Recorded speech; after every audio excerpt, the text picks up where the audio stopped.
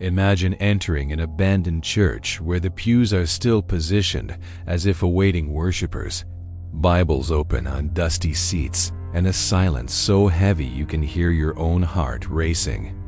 Now imagine discovering that no one has returned there for decades, and that there's a very disturbing reason for that. What happened to these sacred places that once brought entire communities together in prayer? Have you ever stopped to think about what really lies hidden behind the locked doors of abandoned churches? Welcome to the channel. If this is your first time here, you've come to the right place to explore the darker, more mysterious side of Canada. Today, I am going to take you on a journey through 5 abandoned churches in Ontario that hold secrets so dark that many people prefer to pretend they don't exist. And I guarantee you one thing: stories number 3 and number 1 will keep you up all night. Throughout this video, you will discover churches where entire congregations simply disappeared overnight, leaving behind all their belongings as if they had fled something terrible. You will see chapels built on land that should never have been desecrated, places where the very earth seems to reject any attempt at peace. You will hear about tragedies that marked families forever and about institutional secrets that authorities tried to hide for decades. Stay with me until the end, because every story you're about to hear is real, documented, and far more terrifying than any urban legend. We're not talking about ghosts or hauntings fabricated to scare tourists. We're talking about places where real and terrible things happen to real people, and where the consequences of those actions still echo today. What you are about to discover may surprise you, may shock you, and will certainly change the way you look at these old buildings that often go unnoticed on Ontario's roads. Because behind every broken stained glass window, every dust-covered altar, and every rusty bell, there is a story that deserves to be told, however disturbing it may be. So prepare yourself psychologically, because the first church on our list begins with a mystery that no one has been able to fully solve to this day. A place where visitors themselves swear they hear things that shouldn't exist, and where every corner seems to whisper the secrets of a dark past that refuses to be forgotten. But before we go into the first church, I need to ask you something. If you enjoy this kind of content, true stories of abandoned places and mysteries of Canada that make your heart beat faster, please like this video, because it shows YouTube that more people need to know these stories. And subscribe to the channel if you haven't already, and activate that bell so you don't miss any new stories. Because every week I bring you content about abandoned places, unsolved mysteries, and the darkest secrets of Canada. And believe me, there's a lot more to come that will keep you glued to the screen. Now, let's delve into these stories. And you can be sure of one thing: after visiting the first church on our list, you'll never look at an abandoned religious building the same way again. Because what happened in that place defies any logical explanation, and even today, those who dare to enter leave with more questions than answers. Our first stop on this journey is St. Jude's Anglican Church, a structure nestled in a rural Ontario county, so isolated that you really have to want to find it to get there. Built in the late 1800s, this church was once the beating heart of a thriving community, where farmers and their families gathered every Sunday to celebrate their faith and strengthen community ties. Historical records show baptisms, weddings, and funerals taking place regularly for decades, a normal small-town rural life. But then, something changed. And it changed so abruptly that the church's last records simply stop. Without explanation, without warning, as if someone had torn the final pages from a book. What really happened to this community is a hidden truth that no one has been able to fully document. There is an inexplicable transformation in this story, a turning point where everything that was normal and predictable became chaos and abandonment. Researchers who studied local archives discovered something disturbing. There are indications of an epidemic that was never officially documented by the authorities of the time. There are no medical records, no mention in newspapers, nothing. It's as if someone deliberately erased this part of history. But the behind-the-scenes story of this tragedy began to emerge through personal letters found decades later, where residents of neighboring villages mentioned being afraid to approach the region, speaking of a mysterious disease that was decimating entire families. The darkest rumors suggest that, faced with the speed of the epidemic and widespread panic, desperate decisions were made. Some say that bodies were buried directly under the church floor, in shallow graves hastily dug, without proper ceremony, without the final rites those souls deserved. Imagine the impact of that, a sacred place transformed into a mass grave, where people came seeking spiritual comfort without knowing they were literally treading on the dead. This is a revelation that completely changes the energy of any space, and perhaps explains why so many modern visitors report inexplicable experiences when they dare to enter there. Today, St. Jude's Anglican Church is completely abandoned, but in a way that makes you feel as if time has simply frozen. The stained glass windows that once filtered the sunlight into sacred patterns are now broken, with shards of glass scattered across the rotting wooden floor. The Bibles are still there, open on the mold-covered pews, as if the faithful had only left for a moment and never returned. The bronze bell still hangs in the tower, rusty and covered in cobwebs, but according to disturbing accounts, there are times when it rings on its own, even without wind, even with no one around. Visitors who have dared to explore the interior of the church speak of incomprehensible whispers echoing off the walls, sounds reminiscent of a choir singing in Latin, even though there is no one there. Some have recorded audio where it is possible to hear what seem to be overlapping voices, a collective lament coming from nowhere. The mindset of those who enter this place changes rapidly, from initial skepticism to a profound discomfort, a visceral feeling that you are not alone, that there is something there watching, waiting, perhaps even asking to be remembered. And if you're wondering if I'd have the courage to spend the night there, the answer is simple: absolutely not.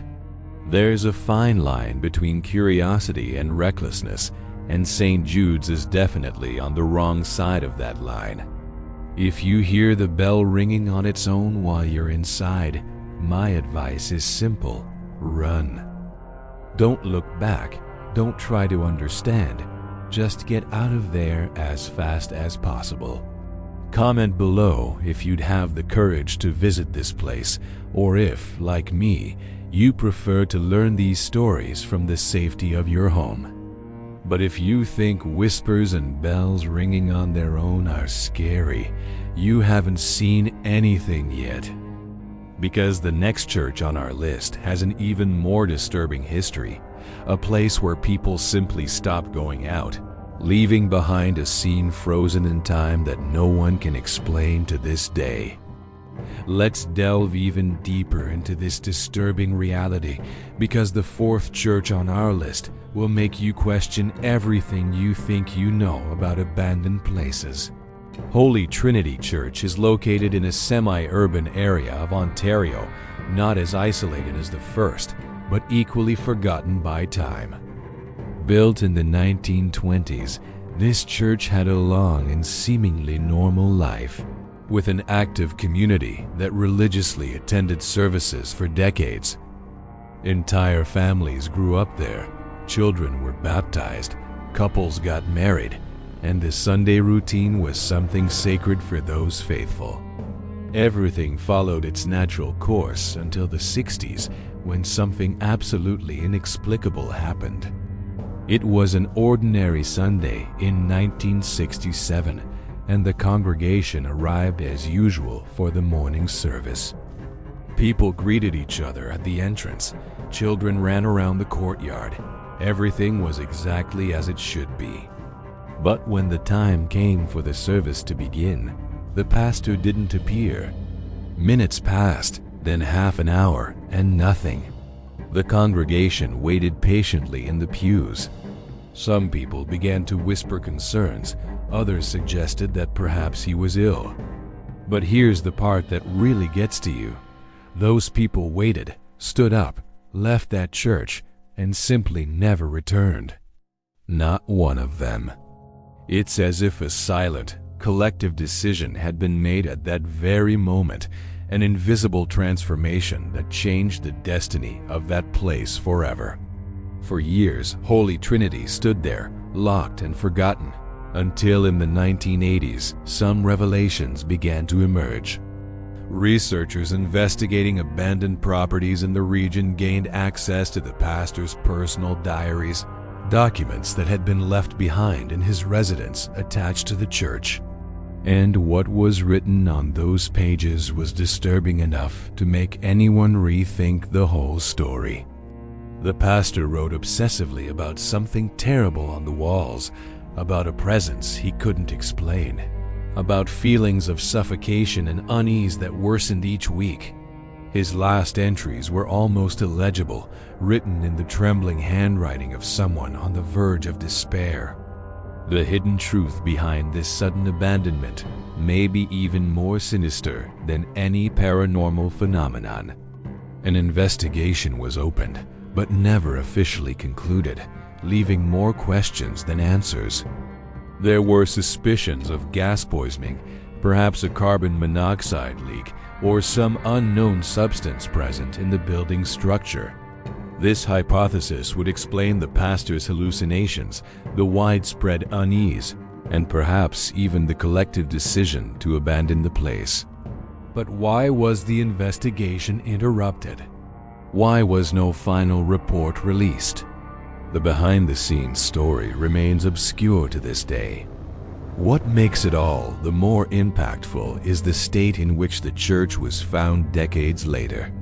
Imagine entering and seeing wallets still open on the pews, coats hanging on the coat racks by the entrance as if their owners were coming back at any moment to retrieve them, family photos stored in hymn books, and the most chilling detail of all, a blue baby carriage left beside one of the front pews. This isn't just an abandoned building. It's a time capsule brimming with emotion, a three-dimensional photograph of the last moment of a community that simply vanished. Think about the impact of that, leaving your entire life behind in an instant, without explanation, without farewell, without ever looking back again. The mindset of those studying this case oscillates between the rational and the inexplicable. Was it really a matter of poorly managed public health? Did something deeper happen that Sunday in 1967?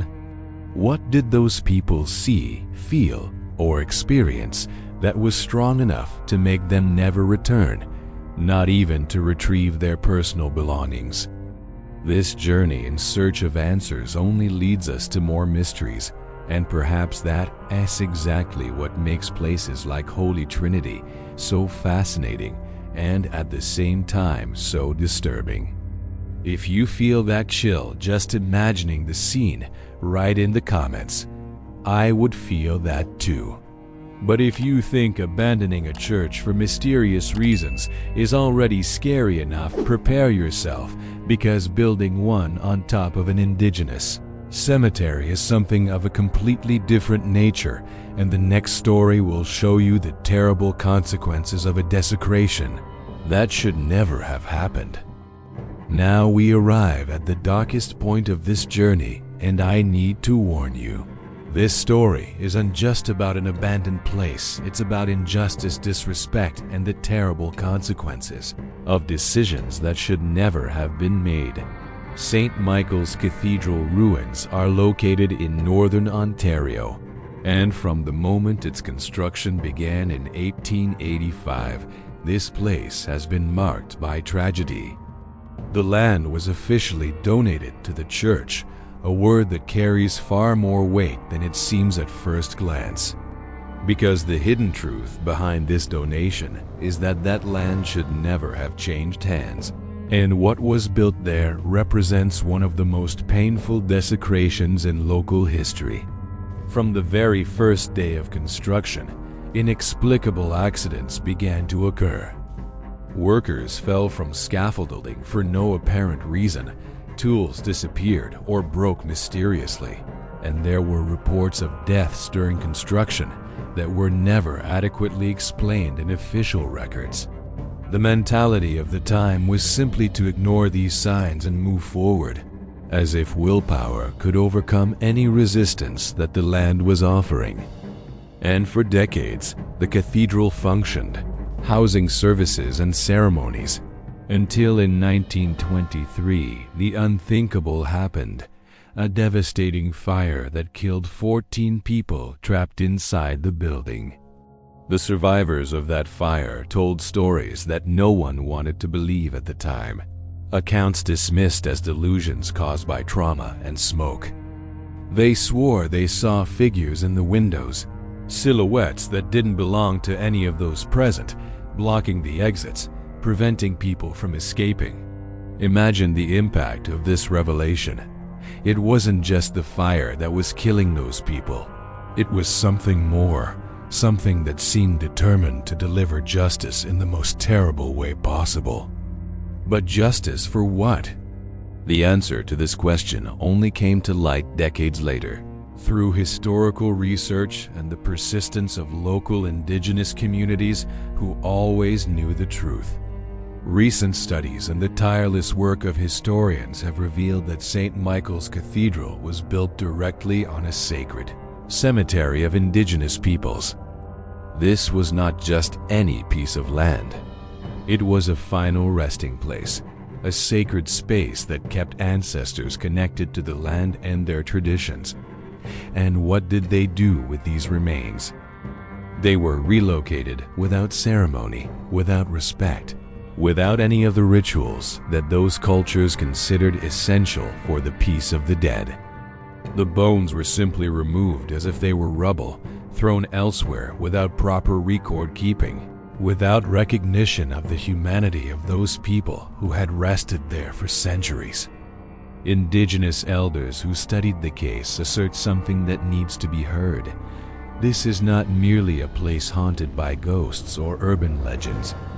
It is a place haunted by historical injustice, by institutionalized disrespect, by the colonial arrogance that believed it could erase entire cultures without consequence.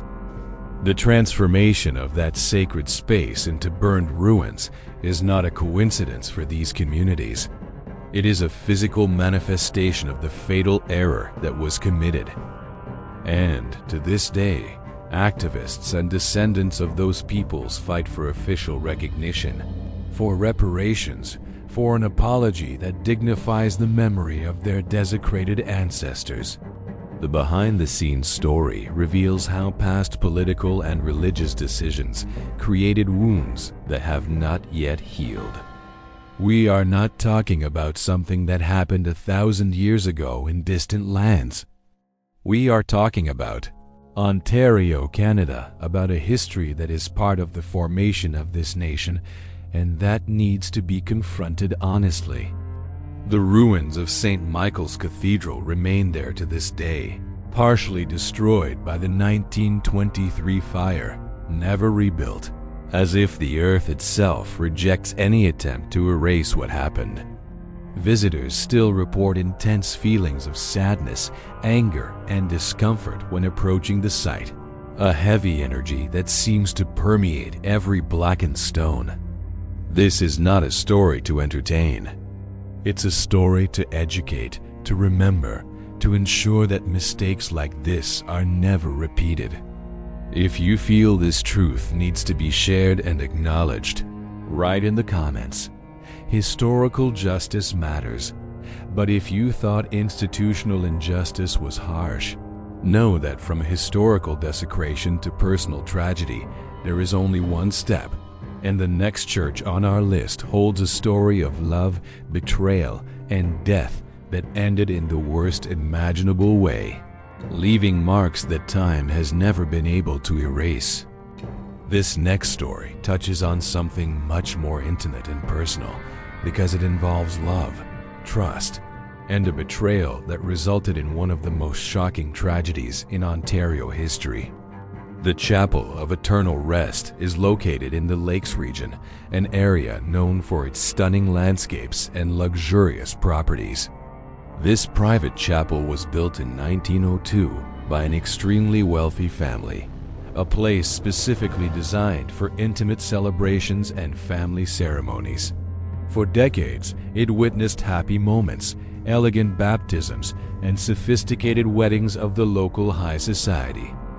But all that changed forever on a Saturday in 1956, when that sacred space became the scene of a real nightmare. It was supposed to be the happiest day of her life. The bride, dressed in white with a delicate hand-embroidered veil, walked towards the altar where her future husband awaited her with a smile. The guests, about 30 people from the local elite, watched with emotion as the ceremony began. Flowers decorated every corner of the chapel. Light softly streamed through the stained glass windows, and everything seemed perfect. But at the exact moment the vows were being exchanged, when she said yes and expected to hear the same from him, the entire ceiling collapsed. The impact was devastating. The bride died instantly, along with 8 guests who were seated in the front rows. The sound of the structural collapse echoed throughout the region, and what was a celebration of love turned into a scene of indescribable horror. The hidden truth behind this tragedy only came to light during the official investigation. Initially, everyone assumed it was an accident, a structural failure caused by the building's age or some defect in the original construction. But when engineers examined the wreckage, they discovered something that completely changed the nature of the case. The structural supports of the roof had been sawed through. It wasn't natural deterioration. It wasn't an unpredictable accident. It was deliberate sabotage, planned and executed by someone who knew exactly what they were doing and when it would happen. And the most disturbing detail of all, the groom survived completely unharmed. He was standing next to the altar, in the exact position where the roof didn't collapse, as if he knew where to stand to stay safe.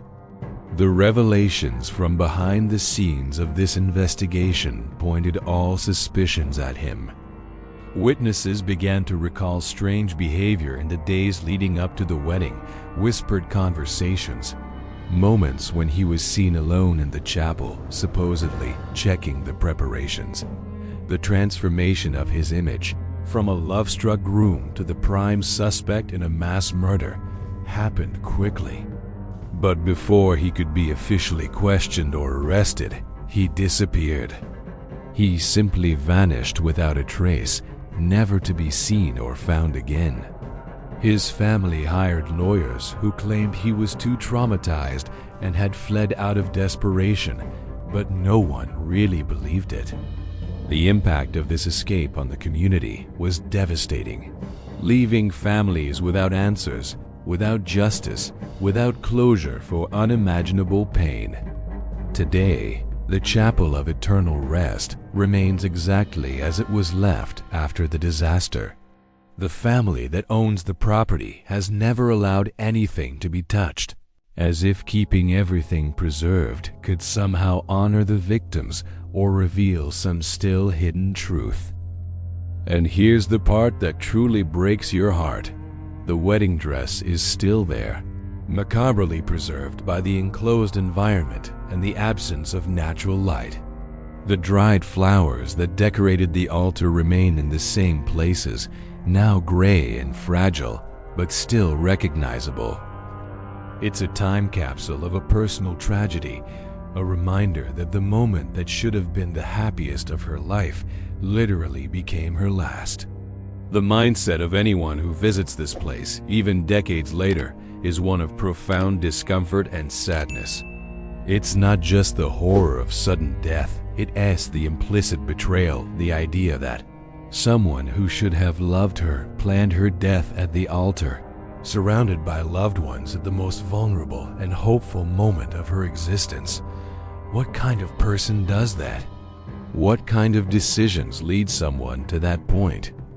These questions have never been answered because the perpetrator never faced justice. If this story touched you in any way, write in the comments, "She deserved justice." But if you thought a planned personal tragedy was already the limit of human horror, prepare your heart, because the last church on this list was the scene of something that the authorities tried to hide for over 50 years, an institutional secret so dark that it involves the most vulnerable victims in society.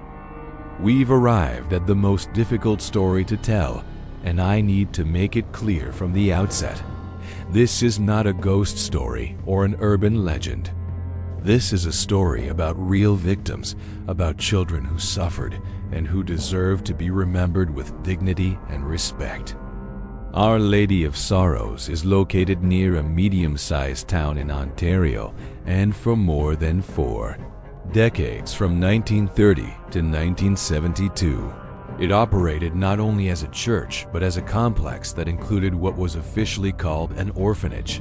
The official version for its closure was simply lack of funds, a bureaucratic and convenient explanation that ended the matter without further questioning at the time. But the hidden truth behind this closure is far darker and more revolting than any official report ever admitted. Behind the scenes, reports reveal that allegations of systematic abuse began to surface in the late 1960s. Whispered accounts of children being mistreated, brutally punished for minor infractions, and kept in inhumane conditions. These allegations led to a discreet investigation, so discreet that almost no one knew it was happening. The institutional mindset of the time was to protect the reputation of religious organizations at all costs, even if it meant ignoring the suffering of vulnerable children. And the impact of this decision to silence rather than expose has resulted in decades of injustice and unrecognized pain. But the most devastating revelation came in 1995, when workers excavating the site discovered something that changed everything. An unmarked cemetery containing 37 small coffins. 37 children buried without headstones, without proper records, without dignified ceremonies, as if their lives didn't matter enough to be documented. Subsequent investigation showed that many of these children were from indigenous communities or extremely poor families. Children who had disappeared from official records, whose deaths were never properly explained or reported to their families. Some simply vanished from the documentation as if they had never existed, and decades later, their bones were found in that forgotten soil. The transformation of the narrative surrounding Our Lady of Sorrows from a place of charity to a site of institutional horror was slow and painful. Crucial documents that could have revealed the whole truth were burned before a full investigation could be carried out. A deliberate destruction of evidence that prevented many families from knowing what really happened to their children, siblings and cousins. This decision to erase evidence instead of facing accountability is one of the cruelest parts of this story, because it denies the victims and their descendants the basic right to know the truth. Today, survivors of that place, now elderly, have begun to share their traumatic testimonies. Men and women who spent part of their childhood there are finally finding the courage to speak about what they experienced. The hunger, the cold, the cruel punishments, the complete emotional isolation. Their journeys of healing are difficult and often painful because remembering means reliving, but it also means ensuring that those children who did not survive are not forgotten. Memory and reparation movements have worked tirelessly to honor these victims, to press for official recognition, for institutional apologies, for some form of justice, even if belated. Places like Our Lady of Sorrows need to be remembered not for the sensationalism of ghost stories, but for the historical truth they carry. Each of those 37 children had a name, a story, a family that loved them or should have loved them. They deserve to live, to grow, to have their own journeys. And the fact that this was denied to them, that they suffered and died in conditions that no child should ever experience, is something that cannot be swept under the rug of history. The humanity of these victims needs to be at the center of any conversation about this place, because reducing their lives and deaths to mere entertainment would be to commit a new injustice against them. If you believe these children deserve to be remembered and honored, leave a comment saying, "Their lives mattered." And now that we know these 5 stories, each carrying its own weight of tragedy and truth, we need to reflect on what these places truly teach us. These 5 churches show us something we often try to ignore. The most frightening places are not haunted by spirits or supernatural entities, but by the human actions we prefer to forget. Ontario has a rich, complex, and layered history that goes far beyond pretty postcards and vibrant cities. These abandoned ruins are physical reminders that the past never completely disappears, that the decisions we make today echo for generations, and that ignoring the truth never makes it cease to exist. If you've been interested in these stories, I encourage you to delve deeper. Research the real history of Ontario, especially regarding Indigenous communities and the historical wrongs that still need to be righted. There are organizations working for justice and reparations. There are survivors sharing their experiences. And the more people know these truths, the more pressure there is for real change to happen. Now tell me, which of these 5 churches impacted you the most? Was it the Church of Whispers, the congregation frozen in time, the desecration of the Native American cemetery, the tragic wedding, or the secret orphanage? Leave a comment below, because I really want to know what went through your mind while watching. And if you know of other churches or abandoned places in Ontario with stories that deserve to be told, tell me about them too. Many of the best stories on this channel come from you who are here with me on this journey. If you've made it this far to the end of this video, leave a comment saying, "I made it to the end." That way I know who is really connected with this content and who has the stomach to delve deep into Canada's darkest stories. And since you're here, leave a like, because that shows that this type of content, which mixes mystery with historical truth, is worth continuing to produce. If you're not already subscribed to the channel, subscribe now, because every week I bring you stories of abandoned and haunted places you never imagined existed here in Canada. Turn on notifications so you don't miss any new videos, because there are many more disturbing stories to come. And look, there's a video over here that explores another dark side of Canadian history that you'll probably want to see. Click there and continue with me, because the journey doesn't end here. Until the next mystery ... If you have the courage to return,